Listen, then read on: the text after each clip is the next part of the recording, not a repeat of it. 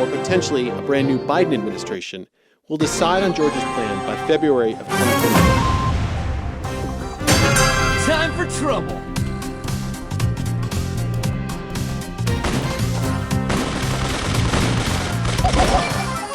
For more on the political state of play in Georgia, where both Senate and presidential races are heating up, I spoke with senior correspondent for Georgia Public Broadcasting, Ricky Bevington. Ricky, a couple months ago, it would have been impossible to think of Georgia being a hotly contested state. That's where we're at now. 3 different high-quality polls this week put the Biden-Trump presidential race pretty much in a dead heat, which is extraordinary. Trump won Georgia by just under 5 points in 2016. Biden and the Democrats announced that they're adding Georgia to their 12-state strategy in terms of spending millions of dollars in ad buys. Biden is here this week targeting African-American men, and Trump is here this week also with the same message for the black vote.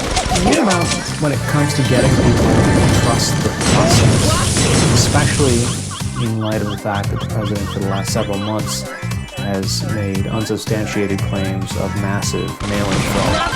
Just on Friday, our Secretary of State unveiled a website where people can actually track their absentee ballot. This is significant. More than 1 million Georgians have requested an absentee ballot so that they can either drop it off at a drop box or mail it in.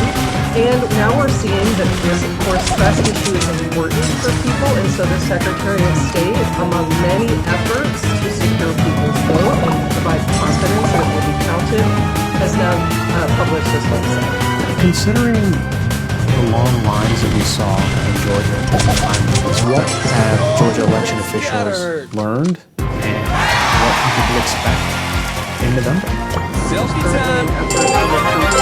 20,000 tech-savvy poll workers for Georgia. They're at about 15,000 right now.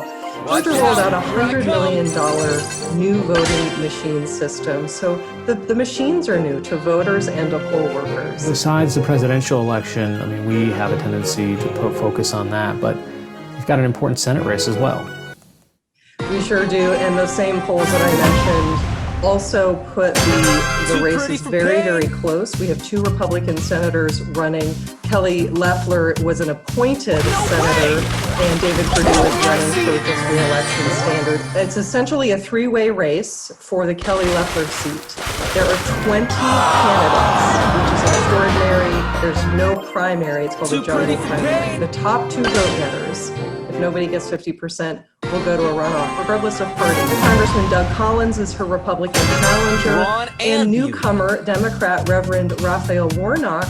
Collins and Loeffler will split the Republican vote on Election Day. There's enormous pressure on other Democratic candidates to drop out, to consolidate the Democratic vote behind Reverend Warnock and potentially win outright on Election Day and avoid a runoff.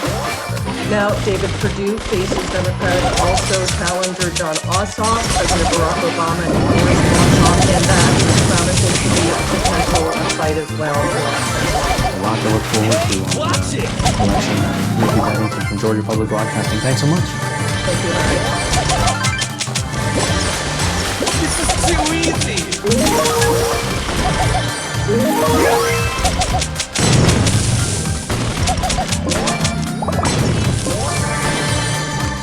Because they're residents of the U.S. territory, when Puerto Ricans head to the island's polls on November 3rd, they will not be able to vote for the president.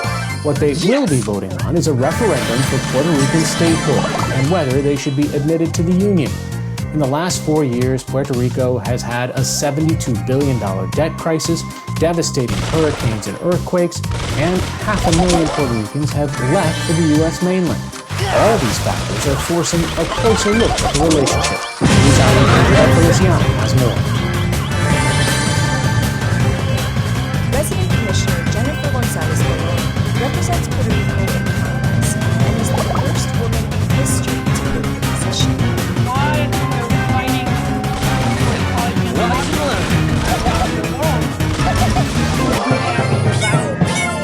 The oldest colony. The new progressive party currently holds the governorship on the island and organizes the be the first time we'll have a direct question using the same model, the same ballot that was used in Alaska and Hawaii, and that should trigger a movement in Congress. Trigger a movement because currently, González Colón has limited voting power in Congress, which she says serves as a metaphor for how the island's government operates under its current political status. Because Puerto Rico is an unincorporated territory, Congress can override the island's laws, and Puerto Ricans receive disparate Medicaid and nutritional assistance funding. More than 47% of the island is under the poverty level line. Most of them, women and children. And many of the reasons for this is that there are different kind of formulas for allocating funds to the territory. And like millions of U.S. citizens who live on the 5 U.S. territorial islands, they cannot vote in the November presidential election. Many Puerto Ricans have fought in all theaters of the war. There's the blood. A lot of Puerto Ricans came back. Time for casket trouble. with an American flag. An American flag, 50 stars. No one representing them or the state of Puerto Rico. In 2018, in response to the island's debt crisis, a congressionally appointed fiscal control board announced sweeping austerity measures that slashed the local government's budget by a third. In July, the board suspended its budget as the territory struggled to recover from hurricanes, earthquakes, and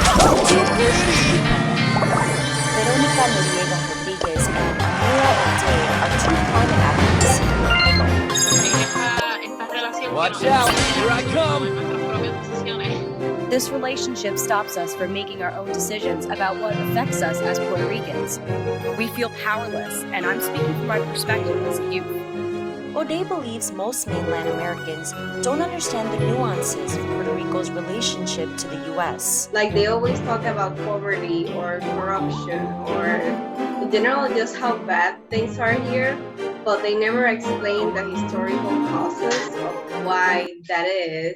Representative González Colón has co-sponsored a bipartisan bill that Watch calls out, upon here I Congress come. and the President to take action next year if Puerto Ricans vote for statehood in November. It will be the 6th time in history that Puerto Ricans vote on the question regarding the territory's relationship to the U.S.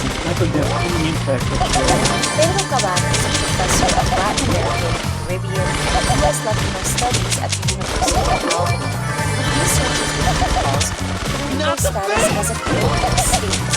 Caban says this year's status votes were not due to a change in the territory, just like previous referendums. I would argue the fundamental objection to granting obtain remarkable political power. I think it would rank 16th among the 50 states. With statehood, Puerto Rico would get 5 members of the House of Representatives and 2 senators. Caban supports a different idea introduced in Congress last month by Democratic Congresswomen Alexandria Ocasio-Cortez and Livia Velázquez. They propose addressing Puerto Rico's political status by way of a constitutional convention.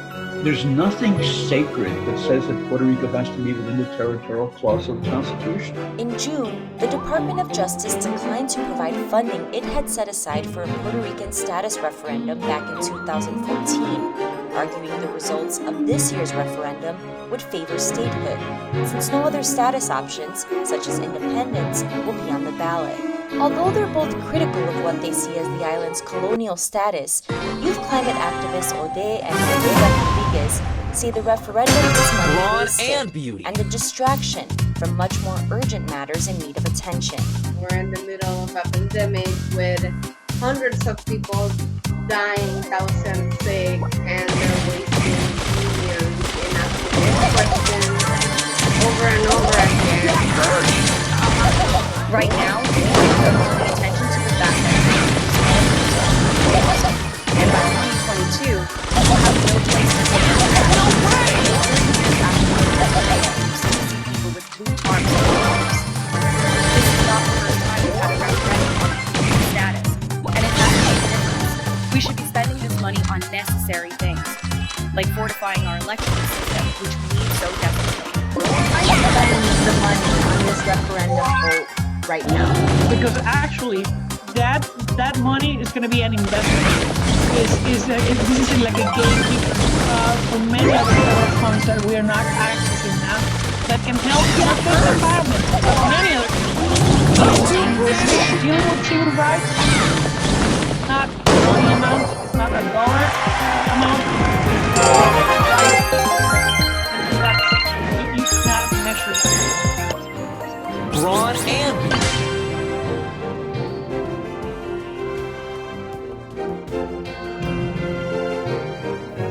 Finally tonight, Yom Kippur, a day of atonement and reflection, begins at sundown, marking the end of the Jewish high holidays.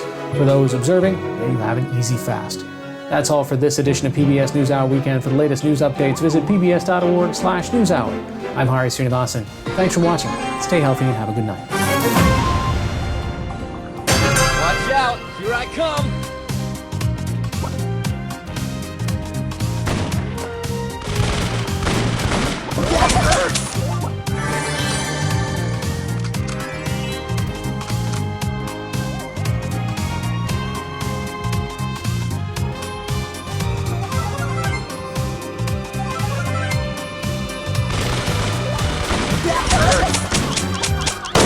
My mommy!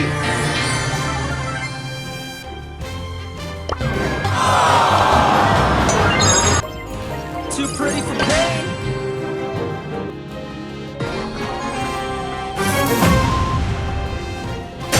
Brawn and beauty.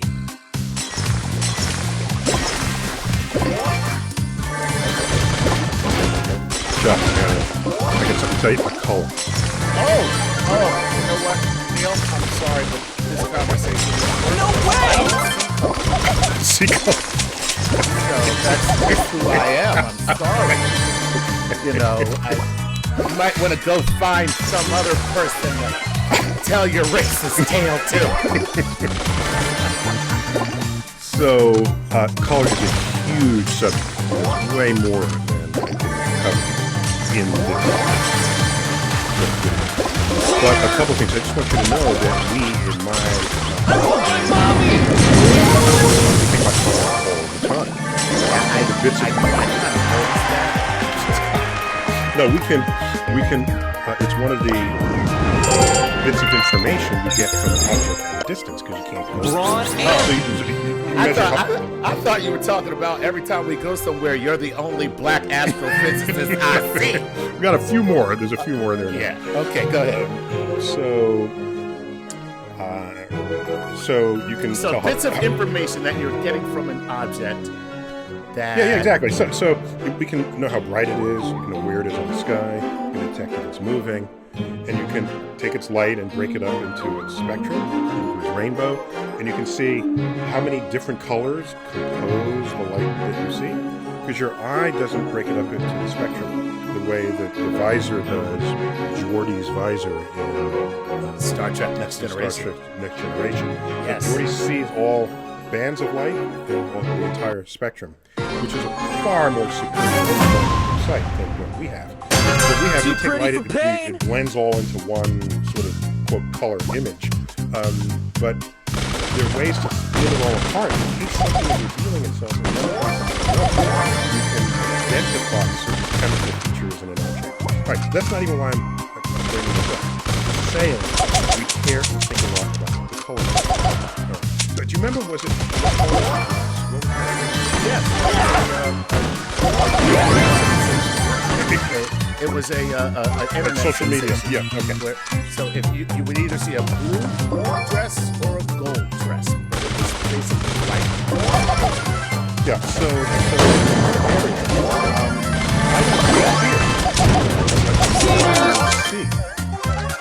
I care what it is. So I would get a device out that measured how much light energy.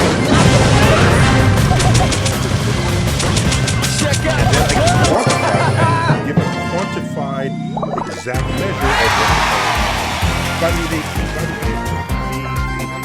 internet websites do that. Colors are numbers. Selfie time. Okay?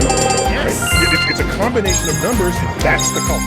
I don't care what your Time for trouble. cones and your retina are doing. I don't care what your state of mind is. I don't care if you're on LSD. right? That is a color, and it's highly reproducible when you have it defined. Yeah, that way you don't look at the